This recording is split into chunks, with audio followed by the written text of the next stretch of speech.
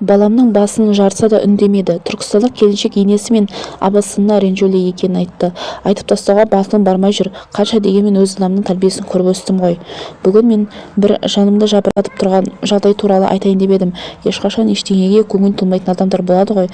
Сондай бір адамдар менің де айналамда бар. Айтайын деп отырғаным абысыным туралы. Бәлкім абысынымда да ешқандай кінә жоқ шығар. Әйтеуір арамызда түсініспеушілік пайда болып қалды дейді. Әкемнің інісі бізбен бірге тұратын. Оның үтір-шүтір 6 баласы бар. Менің ата-анамда 4 бала. Барлығымыз тетелес болған соң, бала болған соң кейде ұрсып тартысып қаламыз. Ол балалар тіпті бірін-бірі төбелеп те жататын. Бірі құлайды, бірі жылайды, әйтеуір өздері төбелесіп, өздері татуласады. Сонда анам да жеңгем де баланың арасына түспейтін. Сенің балаң менің баламды жылатты деген сөздер ауыздарынан шыққан емес.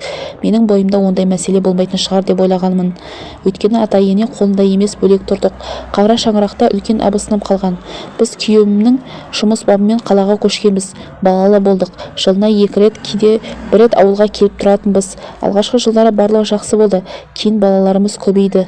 Оның үстіне соңғы жылдары күйеуімнің жұмысынан мән кете бастағаннан кейін Астанадан Түркістанға ата-енемнің қолына уақытша көшіп келгенбіз.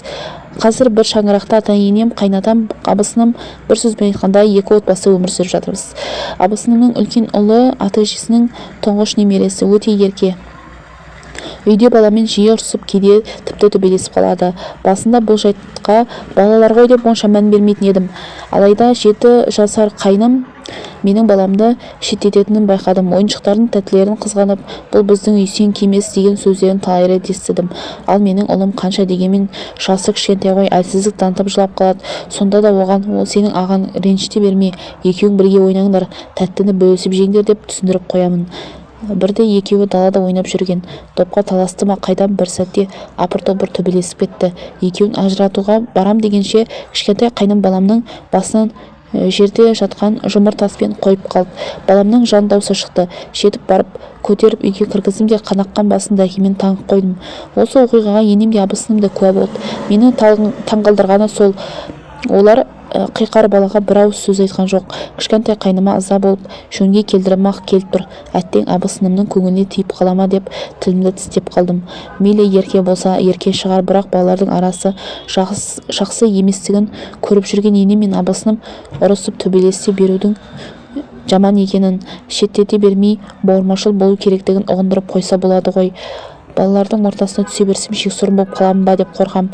Ал олар бұған бейжай қарайтын секілді. Біріншісінің мазасын екінші бетер жазасын демей ме? Менен кейін тағы 2 келін келеді. Қайын сіңлім деп бір күні тұрмыстағы әйел атанар деп өзімді жұбатамын. Айтып тастауға батылым жетпей жүр.